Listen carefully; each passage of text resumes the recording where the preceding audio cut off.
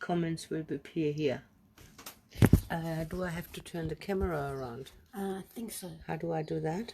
I think it's this one. You're right. Okay. Yeah. You must come a bit closer. Okay.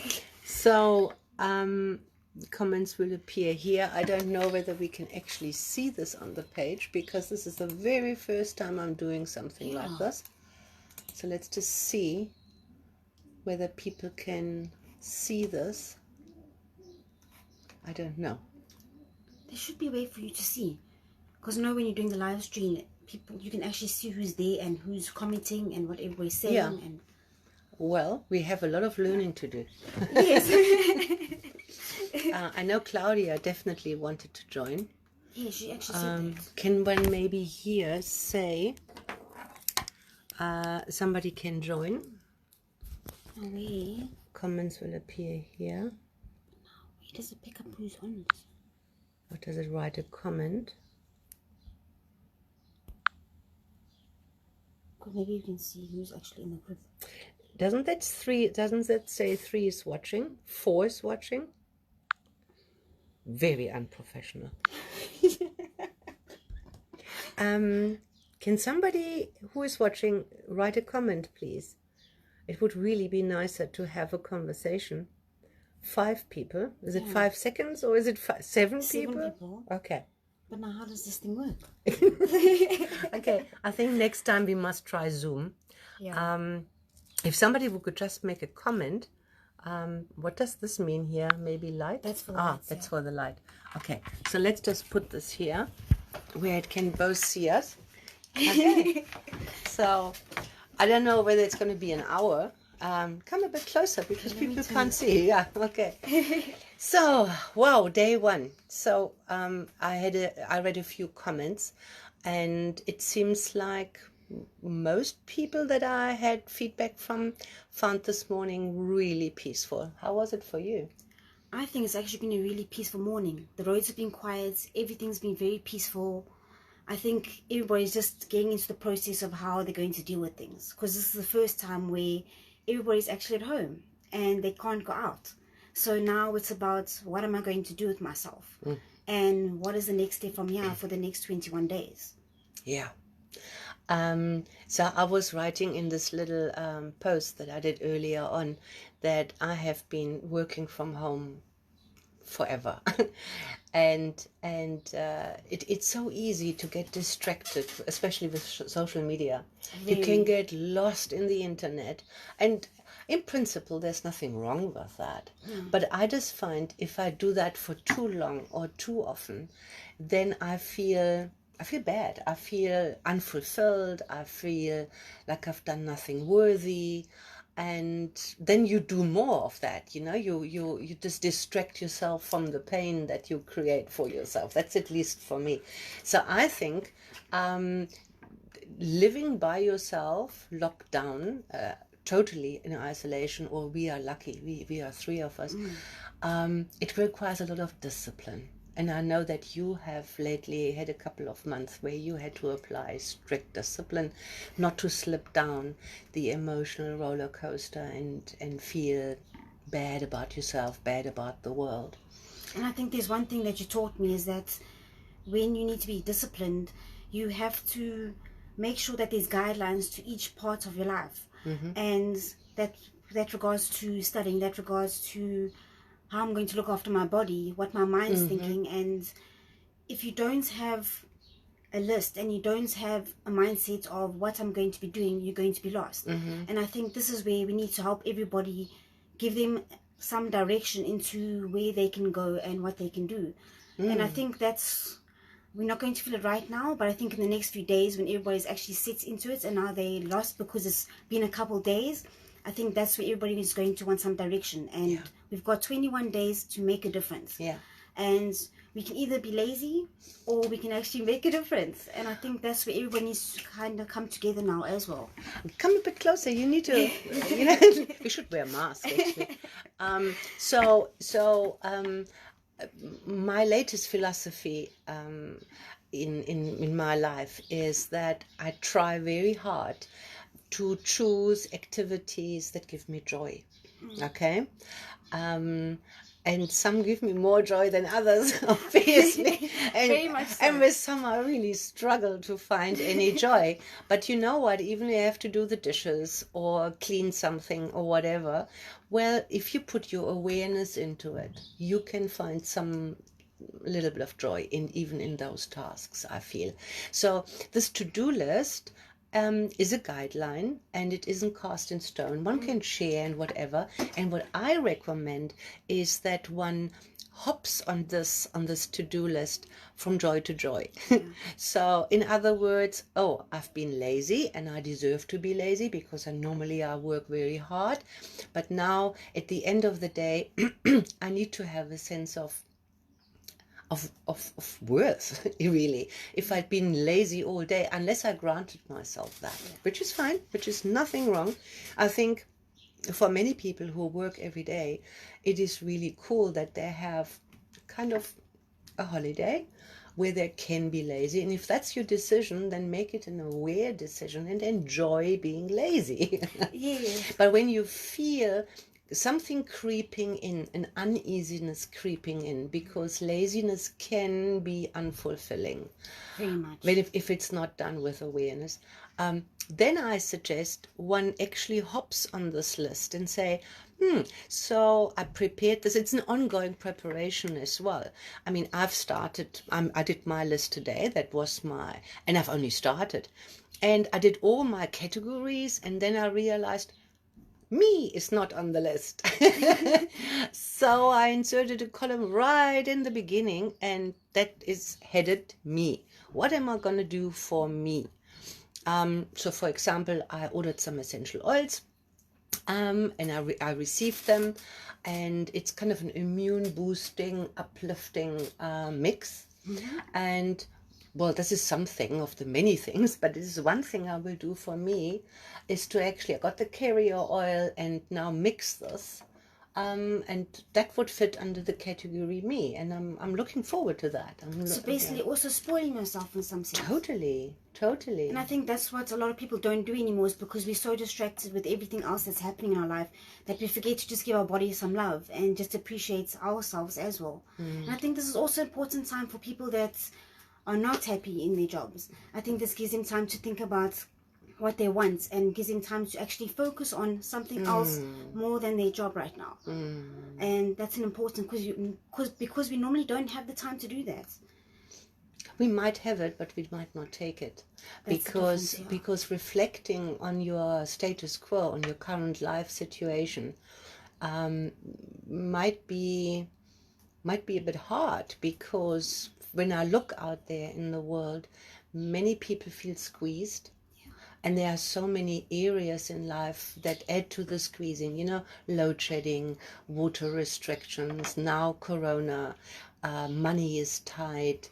I hear so many employer-employee relationships are really terrible.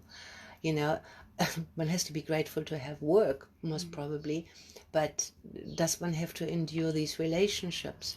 So there is a lot of internal work that can be done during this time. And this is one of the things I'm hoping to do. Here, Melanie Howard. It's a good time to have a sense of achievement by setting mini goals, which can include downtime, vegging in front of Netflix. Absolutely. By the way, for all of those who are interested in extraordinary good communication, I've started watching something called Mindhunter. Very interesting, because it plays in the 1970s, late 1970s, and it is when the police force in New York or in the USA starts including psychology to understand why criminals are criminals, and not just using brutal force and collecting them and handing them over to the justice system and locking them up, to understand. And the reason for that would be to also find criminals sooner, because you understand more about their motivation. And I absolutely adore the curiosity with which the main actor Please don't ask me any names about actors, I don't know. But the curiosity he displays in how he asks, the question, and one that came up for me, and that might be also a good self-reflecting question, is not necessarily just ask the question, why did I do it, or why do I think this way? Sorry, the question is, why am I doing it this way? So there's a root to the problem that you need to go. It goes deeper. A little bit deeper. So, for example, if I let's go back to the work situation that we might want to reflect on. Why am I going to work? Yeah, obviously the answer is quite simple. I need an income, but why am I doing it this way? And not something else that actually makes me happy and fulfills me and satisfies me and I'm passionate about it as well. Yeah. And when you then understand that you, for example, might be in fear, you might say, oh no, I can't do anything about it. What if I won't find another employment or whatever? Well, then there's your shadow that you have to work with. And that's you have to work with the fear. Yeah, it doesn't mean you just conquer your fear and you're going to be insane and jump out of what you have, but it gives you insight as to maybe old belief systems, old conditioning that's holding you back to implement changes that would be really good for you. And I think you have to go back to the drawing board and actually see what started it and how you were feeling from the beginning. And then once you start picking up the little pieces, you can figure out things more for yourself. And then you can understand, okay, this is maybe what I want for myself right now. Because I've found the roots of the problem. I might not be able to deal with everything right now, and it's a process, but I'm understanding better of why I was feeling the way I was feeling before. And also, I think looking at the outcome, I don't think generally we take time to do that enough either. So when I'm satisfied, when I'm fulfilled, when I'm feeling good, and I have peace within myself, when I'm coherent, congruent in myself, when life's good, kind of, who am I? How is my life? What am I doing? Okay. And here's a beautiful little visualization that is really not difficult to do and doesn't take a long time.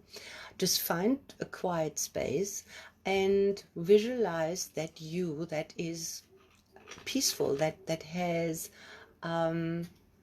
not many changes desired to feel congruent and happy within self. So just visualize that and it'll probably come up quite quickly if you allow it, and just really connect with that other you. I don't want to say future you because time doesn't really exist, so that you is already in existence. So just connect with it and communicate with it. Drink the advice that you will give you, so how did you get there? What can you tell me? What should I change or do or not do to be you? Because I really would like to step in that part of consciousness, which is me too. So what is that you have? So I did that this morning when I did my qigong and my standing meditation, and my other me was saying, she looked very strong. She was taller than me and strong and like a warrior woman, like she was cool. and she just said to me, don't worry, you're doing absolutely everything right. It's just your impatience. Don't be so impatient. You put the right steps in line. You understand the process. The only thing you got to work on is to deal with your impatience and to trust the process. And I find that a little hard. And coming back to the situation that we are faced here in South Africa right now, I think that's exactly what's needed, huh? Patience and trust. And that's a big thing, because we all need to pretty much come together and trust everybody now, because we all have to work together on this. This virus thing is a major thing, and Yeah. it spreads quite fast. Yeah. So if we don't trust and we're not there to support each other, it's just going to spread and spread and spread. Well, we're sitting over 1,000 infections now, and we have 2 deaths in South Africa now. And these figures are certified, and they will be published very shortly. But how I tick is, if I now employ trust and patience, okay, I want to have verification that my trust and patience is good. So it came through my mind that what might happen is maybe not day 1, day 2, day 3, but let's say we're going to day 10 or whatever, that all these people that trust that the government made the right decision by locking us down, and now we want to see, what is the word, verification on these public figures of infections and death rates. I think we need to take something in consideration. So you could even work out, or you probably find somewhere a website where it gives you statistics on how many, like we were on 412, then we went to 600 something, then we went to 700, 900, and now we're at 1,000. So you could work out at what rate, at least officially, the infection rate is. Now, everybody will think that the patience and the trust that we display right now should be seen in the figures straight away. And I don't believe that I think at it's all. going to take time. I think it's going to get worse, because if I just think of yesterday, how I put myself at risk by going into a supermarket, and there must have been, I don't know, it's very difficult to guess, but I would say 500 people. The queue went like a snake through all the alleys. That's how many people were waiting to go to the till. And it just shows you that yesterday with the stockpiling and everything, I could imagine that yesterday was a major reason or platform for infections. Definitely, because after what they said is it's only supposed to be 100 people at a time. Yeah. So if there's that many people all together and we're all breathing on top of each other, and touching everything as well, and not everybody's wearing masks and gloves and washing their hands, so there's so much that will add to that as well. Yeah. So I think when we can't expect to see justification from the outside world feeding us back that we're doing so great.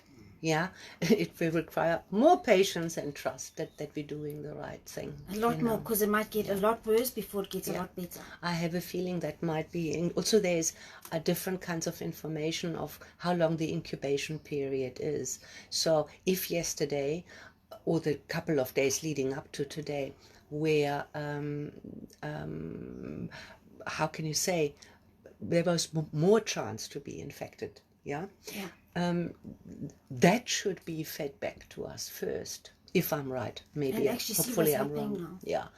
So I think maybe we should wrap up on this for today.